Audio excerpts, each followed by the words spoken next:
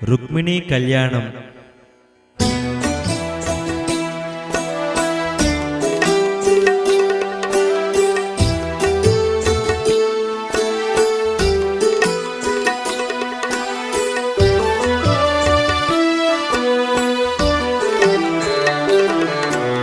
కృష్ణనామము భజన జేయుము జన్మ సుకృత మహామంత్రము. దేవి రుక్మిణి కళ్యాణమును భక్తి తోడను విన్నవారికి శుభప్రదములు జరుగుటన్నది అందరెరిగిన సత్యమే కదా. అదియుగాకను పెండ్లి కాని కన్యలందరూ భక్తి శ్రద్ధల దివ్యగాథను ఆలకించిన అచిరకాలమునందు వారికి కళ్యాణము జరుగుననడి నిత్య సత్యము అయిన మాటయే. ఉండినాపుర ప్రభువు అయిన భీష్మకునికి పుత్రికామే రుక్మిణి అను పేరుతోటి ముద్దుల పట్టిక అయ్యి పెరిగెను. ఆమె అందము కనుల చూచిన బంధు బలగము పుర ప్రముఖులు అందచందములందెగాకను ఈడు జోడును కృష్ణుడేయని అందరనుకొను అట్టి మాటలు విన్న రుక్మిణి మనసునందున కృష్ణుడే తన భర్తయనుచు అట్టి క్షణమే తలచి మురిసెను. కృష్ణనామము భజన జేయుము జన్మ సుకృత మహామంత్రము.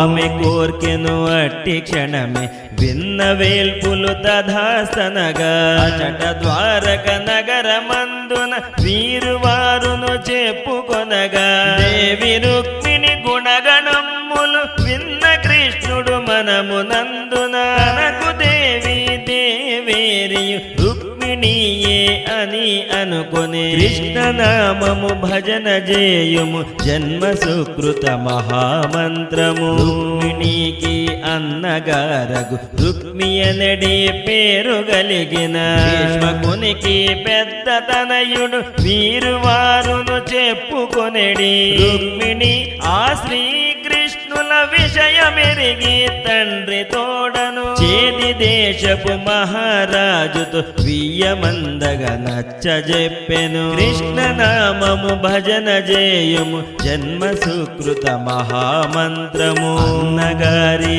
దుస్వభావము ఎరిగియున్న రుక్మిణియే మనమునందున నమ్మియున్న దేవిపైనే వేసి భారము అగ్ని జ్యోతనుడనే విప్రుని పిలచి విషయము విన్నవించి భక్తి భక్తితో ప్రేమ లేఖతో శౌరి కృష్ణుని కడకు పంపెను. కృష్ణనామము భజన జేయుము జన్మ సుకృత మహామంత్రము. నమ్మి పంపిన ద్విజోతముడిక హరినామ స్మరణ తోడను సత్వరమ్మే ప్రయాణించి పురి ద్వారక చేరి కృష్ణుని ఈ విషయము చెప్పి లేఖను స్వామి చేతికి ఇచ్చి నిలచెను. కృష్ణనామము భజన జేయుము జన్మ సుకృత మహామంత్రము. ప్రతి అక్షరమందు రుక్మిణి భక్తి తత్పర పరాకాష్ఠతో దైవము తానెయనుచు మనస్ఫూర్తిగా తనని వేడుచు సర్వరమ్ముగా వచ్చి తనను కాచు మనచు వేడుచున్న అట్టి తరుణి చేయినంది స్వామి కావగ సత్వరమ్మే వత్తు నేనని చెప్పి ద్విజుని పంపి వెనుకే కృష్ణుడేగెను. కృష్ణనామము భజన జేయుము జన్మ సుకృత మహామంత్రము. పాలునితో వివాహమునకు నగరమందున మహా గొప్పగు వేడుకలనే చూచుచున్న రుక్మిణీయా దుఃఖమునకు అంతు ఏమో తెలియకుండెను బ్రాహ్మణేడి విషయమేమి. స్వామి కృష్ణున కెరుక చేసిన లేక విప్రుడి ద్వారకాపురి చేరలేదా ఏమిటి అని ముగ్గురమ్మల వేల్పుటమ్మకు కొనుచును క్షణము యుగముగా ఎదురు చూచుచునుండ సాగెను. కృష్ణనామము భజన జేయుము జన్మ సుకృత మహామంత్రము. చిలులు ఏమో చుట్టూ చేరి చెణుకు బాణములెన్నో విసురుచు తనను నూత్న వధూమణి మణిగా చేయ సిద్ధము అయ్యిరందరూ. చుట్టూ చేరడి సమయమందున తన స్థితి గతి ఏమో తెలియనిట్టి అట్టి స్థితిలో అగ్నిజ్యోతనుడొచ్చి నిలచి తలచినట్లే జరుగననుచు ఇంక శుభమని పలికి వెళ్ళెను. కృష్ణనామము భజన జేయుము జన్మ సుకృత మహామంత్రము. కోటి సూర్యుల బింబకాంతులు ఒక్కసారిగా కనులు వెలుగగా అంతవరకు మోము త్రిప్పుకు తలను వంచియున్న చెలిని నవ్వు మోముతో పలుకరించడి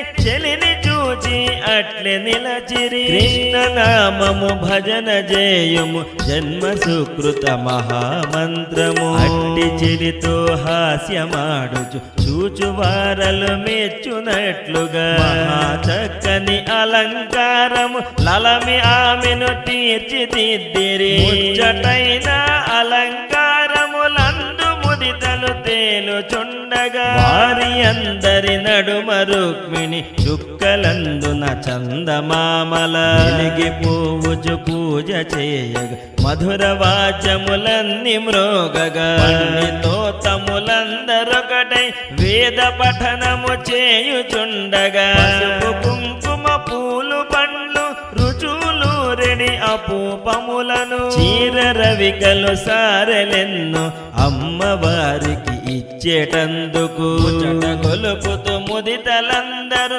పళ్ళెరములను పట్టి నడచిరి. కృష్ణనామము భజన జేయుము జన్మ సుకృత మహామంత్రము. ఇంటి వేల్పగు జగజ్జనని తల్లి పార్వతి హైమవతిని ముగ్గురమ్మల కమ్మాయిన తల్లి దేవి భవానీకి దేవి కాచాయని తల్లికి కాళహస్తీశ్వరుని దేవి శ్రీ జ్ఞాన ప్రసూనాంబకు కాశీ క్షేత్ర పుణ్య దైవము విశ్వేశ్వరుని ఇష్ట సకులగు అన్నపూర్ణ విశాలాక్షుల పాద పద్మములంటి భక్తితో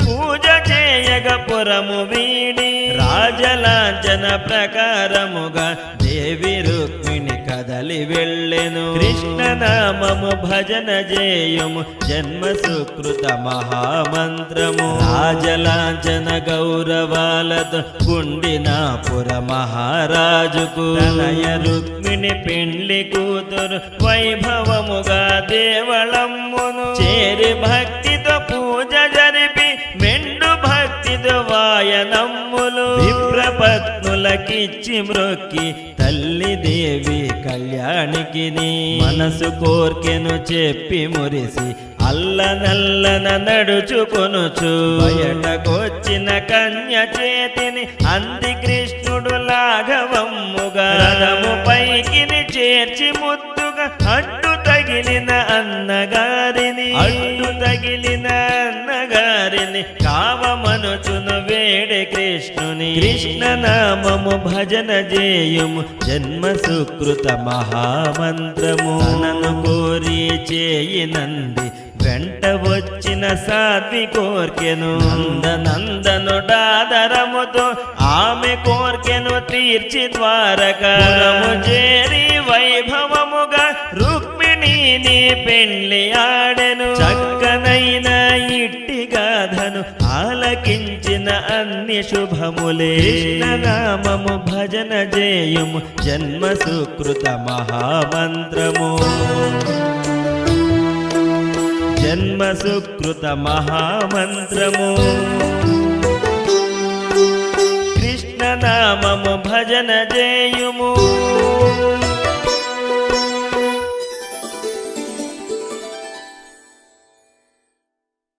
శ్రీకృష్ణ పరబ్రహ్మణే నమః. శ్రీ గురుభ్యో నమః. శ్రోతలందరికీ నమస్కారం. నా పేరు హరిప్రియ. భాగవత గేయమాలిక అనే ఈ రచనను చేసిన రచయిత్రి జొన్నలగడ్డ బాలాత్రిపుర సుందరి గారి కుమార్తెను. విశ్వం విష్ణు అనే నామముతో విష్ణు సహస్రనామం మొదలవుతుంది. అంటే ఈ విశ్వమంతటా వ్యాపించి ఉన్న విష్ణు స్వరూపాన్ని గుర్తించమని భావం. కాలగమనంలో కరిగిపోయిన ఎన్నెన్నో యుగాలను ఒక్కసారి మననం చేసుకుంటే కాలగతిని మార్చగలిగే ఎన్నో సంఘటనలు విష్ణుతత్వమే మూలమని బోధపడుతుంది. ఇది మత్స్యావతారం నుండి ప్రారంభమయ్యే దశావతారాల వర్ణన మనకు తెలిపే సత్యం. వ్యాసాయ విష్ణు రూపాయ వ్యాస రూపాయ విష్ణవే అని ఆర్యోక్తి. అంటే విశ్వరహస్యాలను బోధించడానికి నారాయణుడే బాదరాయణుని రూపుదాల్చి మనకందించిన నిధి భారత భాగవత గ్రంథాలు. భాగవత గాథ నాయకుడు విష్ణు స్వరూపుడైన శ్రీకృష్ణుడు. భాగవత హృదయం అనబడగలిగిన దశమ స్కంధం కృష్ణమయం. కృష్ణుని బాల్య కౌమార యవ్వన దశలను అతి హృదయముగా మధురముగా వర్ణించిన గ్రంథం. అధరం మధురం, వదనం మధురం, హసితం మధురం. ఆ కృష్ణలీలలన్నీ మధురమే. వాటిని ఎన్నిసార్లు విన్నా అనిర్వచనీయమైన మధురానుభూతి మనసంతా నిండిపోతుంది. సరళమైన భాషలో భాగవత కథను వర్ణించి గేయ రూపముగా కూర్చాలన్న మా అమ్మగారి సంకల్పం వయసు దాదాపు 2 దశాబ్దాలు. జన్మతః లభించిన భావావేశం మా అమ్మగారికి ఒక లక్షణం. ఆ లక్షణం మా నాన్నగారు రచయిత శ్రీకృష్ణ చరణారవిందాంకితులైన పూజ్యులు కీర్తిశేషులు చివుకుల రవిశర్మ గారి సహచర్యంలో పూజ్య గురుదేవులు ఎక్కిరాల కృష్ణమాచార్యుల గారి సన్నిధానంలో ఒక కళగా రూపుదిద్దుకుంది. జీవితంలో ఎన్ని ఆటుపోట్లు ఎదురైనా అన్నిటికీ ఎదురు నిలిచి ఏ కర్తవ్యమును విస్మరించకుండా నిర్వర్తిస్తూ తనకు అబ్బిన కళను కూడా సార్థకం చేసుకుంటూ రామాయణ భారత భాగవతాలని గేయమాలగా మలిచారు మా అమ్మగారు.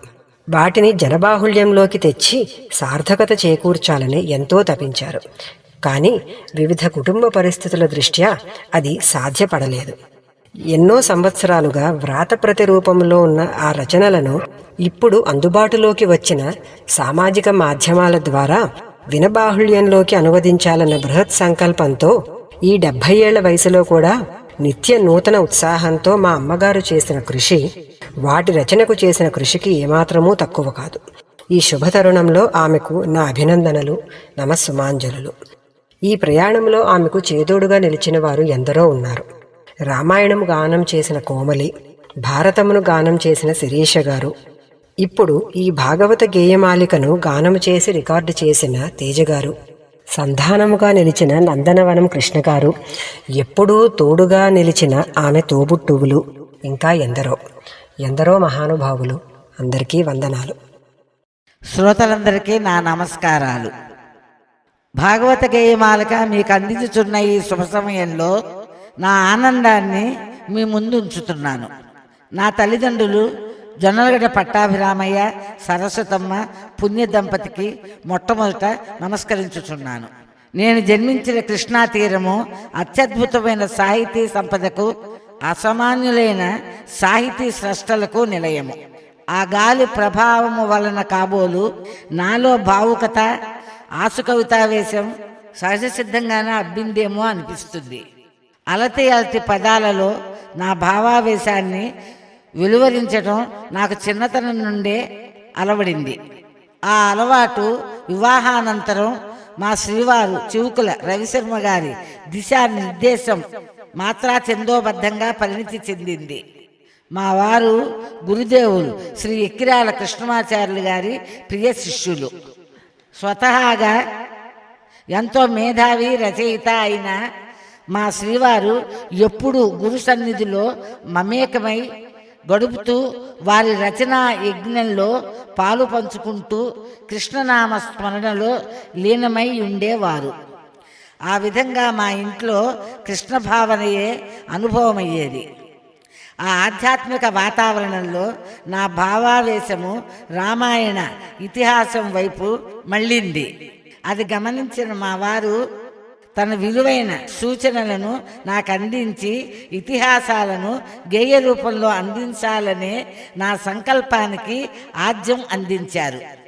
వారి ప్రోత్సాహంతో, మార్గ నిర్దేశంతో రామాయణ భారత భాగవతాలను మాత్రా చందోబద్ధంగా కూర్చటానికి నా శాయశక్తులా కృషి చేశాను.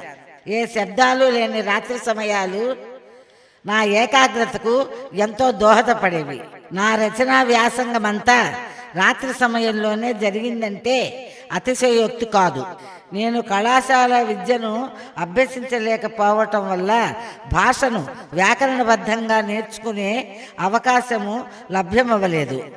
అయినా ఇలా ఇతిహాసాలను గేయ రూపంలో మలచగలిగిన సామర్థ్యం కేవలం ఆ సరస్వతీదేవి కటాక్షం. ఆ తల్లి పాదములకు భక్తితో ప్రణమిల్లుతూనే ఉంటాను.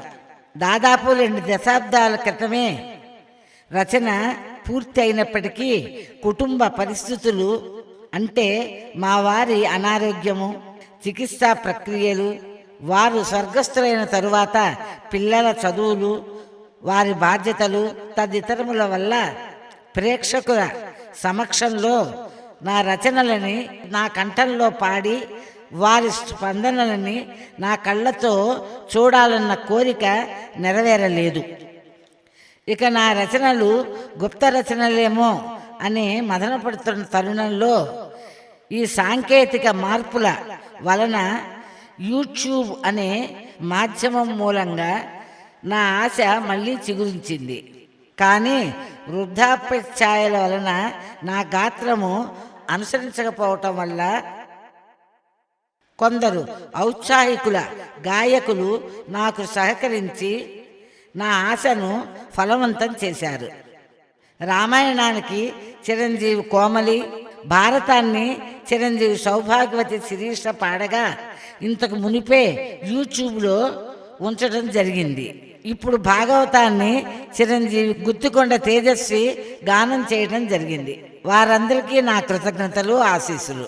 ఈ బృహత్కార్యం చేయడానికి నాకు అన్ని వసతులు సమకూర్చి ఎంతో తోడ్పాటైన నా చెల్లెలు విశాలాక్షికి కృతజ్ఞతలు, తన కుటుంబానికి ఆశీస్సులు.